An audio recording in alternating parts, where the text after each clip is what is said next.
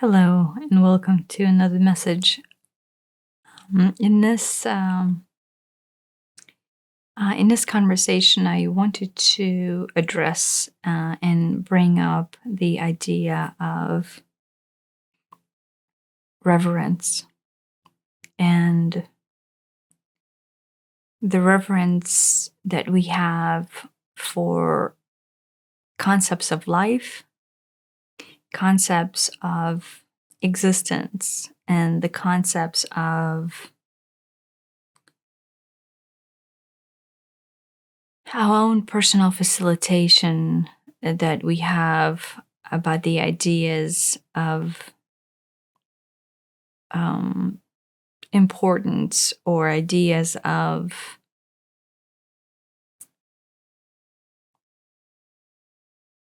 the expression of self. And so the I, the concept of I that exists within our being, is endless.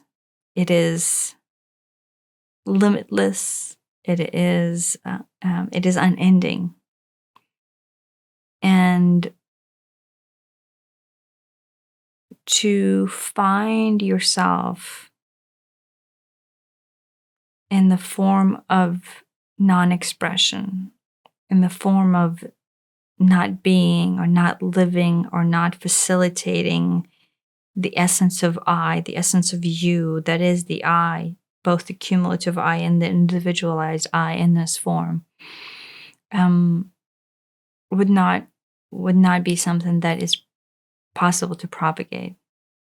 So your expression is endless, limitless, not tied to any one thing or any one concept or any one life. It is an endless expression of I, without a limit. The concept of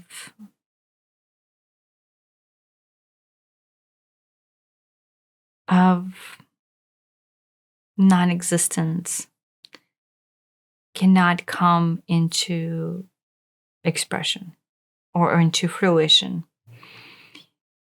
And so we in our three-dimensional form spend a lot of times fearing or exuberantly propagating life or the lack thereof. And within our struggle to find balance between expression of I in this form, in this lifetime, and the fear of lack of expression,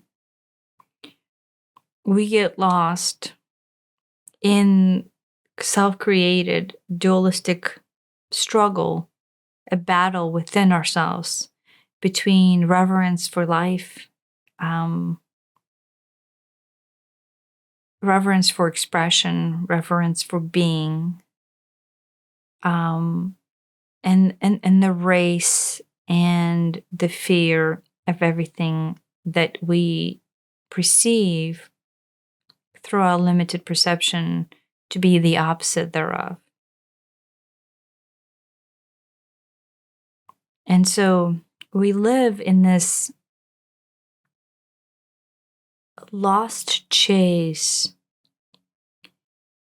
to find ourselves satisfied with what is in any one moment because we fear lack of expression or non-expression, right? What we would perceive as death of this form, of this being. And so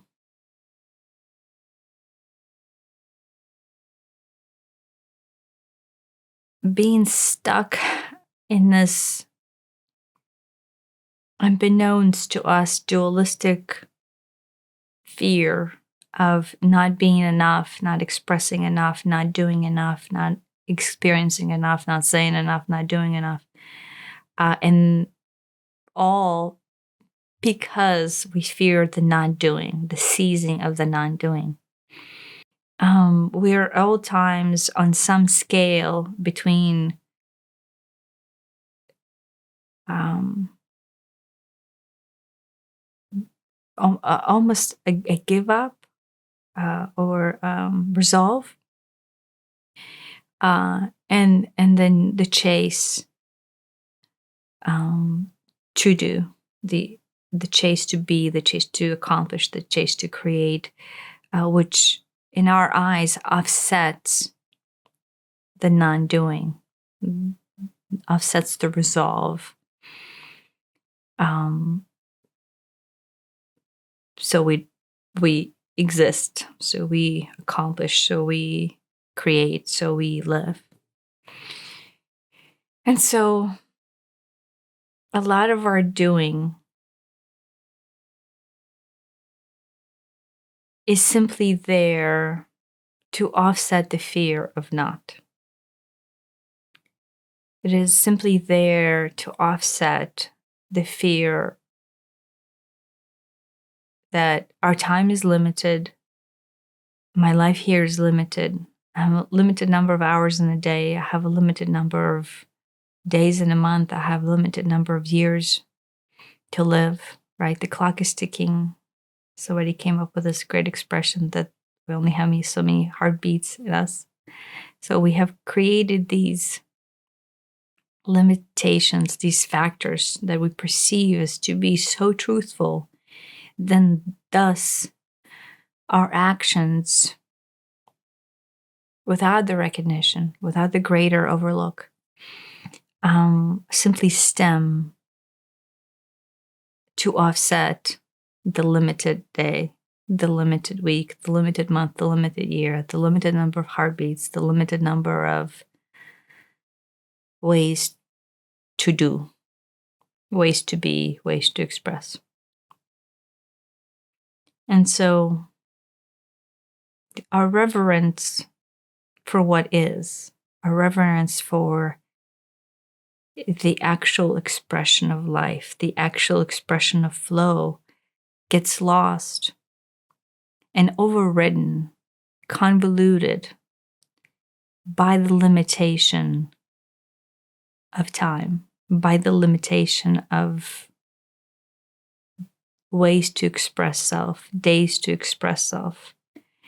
And we place reverence onto the nuance of something else. We place reverence onto number of, lovers you can have in a lifetime. We place reverence on amount of money you can achieve in a lifetime. Place reverence on the, number of experiences, number of friends, number of expensive items you can collect. And so our reverence is then lost and misguided and misplaced by our limiting idea that we are here in a limited form, in a limited number of expressions, in a limited number of times. And that limitation then drives our actions. And so our actions are stemming from the place of fear, the place of forgotten. And we spend a lot of times, unbeknownst to self, in our own non-responsive blindness, functioning and doing, and almost like a hamster in the wheel, just running a cycle because of, unbeknownst to us, unbeknownst to the overlook aspect, be out of fear of, because there's only a limited number of this, or that. And so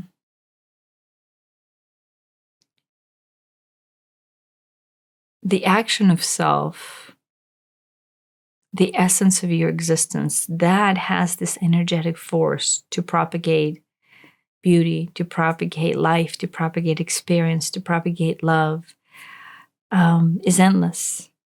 And so the amount of expression that you can have, and the beauty of the expressions you can have from the overlook larger standpoint carries no limit, both in quantity and quality, and thus thus offer us the most greatest understanding of self, and the most greatest propagation of true essence of I that you could that you could possibly offer to self.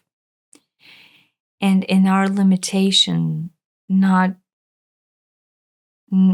unbeknownst to self, we take the vastness of expression, and we take the vastness of form, and we take the vastness of experience, and quite literally assigned a limiting factor to their existence by limiting the expression of I, by limiting our expression into this world, because we're gauging them, or we're bouncing them off of this dualistic expression of lesser than, lesser than life, lesser than expression, lesser than being.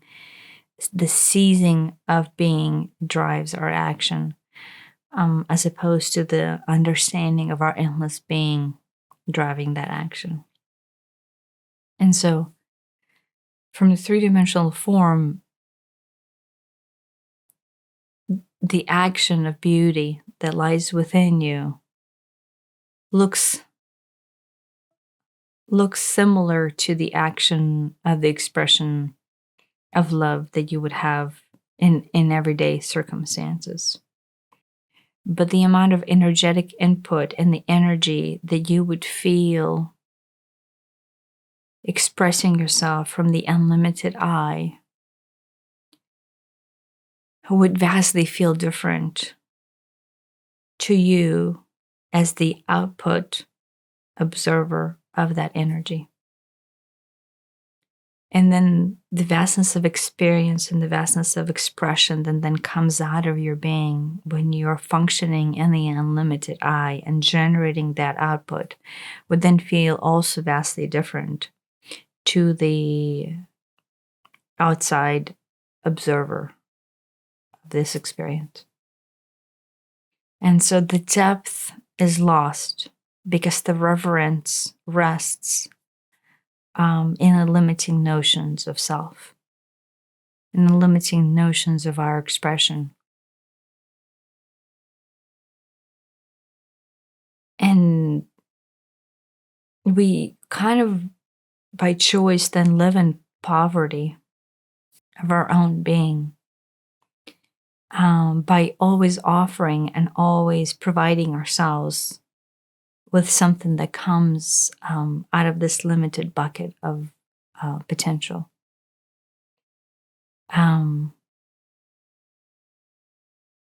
We obviously did not realize the bucket that we're drawing out of experience are is a bucket, is a limited bucket.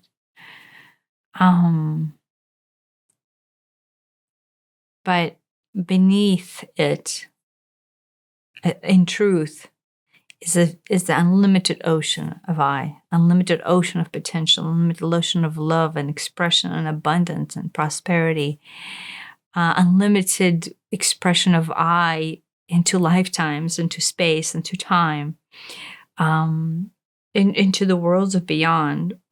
And so my ask is, step back and recognize when you are drawing notions of self-expression from this limited bucket of self.